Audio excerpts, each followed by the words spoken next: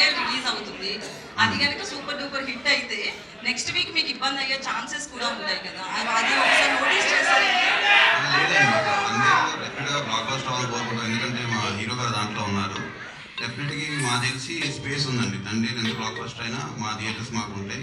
ఇంకా వేరే సినిమాలు ఏం లేవు కదండి, తండేలు మేమే ఉంటాం. సో ఇబ్బంది ఉంది.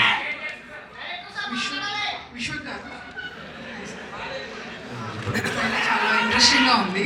కంగ్రాట్స్. Thank you.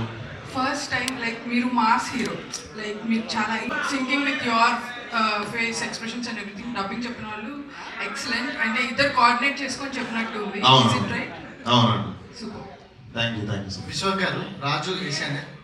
సో మీ సినిమాలకు ప్రమోషన్ పరంగా బిగ్గెడ్ అసెట్ అంటే మీ కాంట్రవర్సీస్.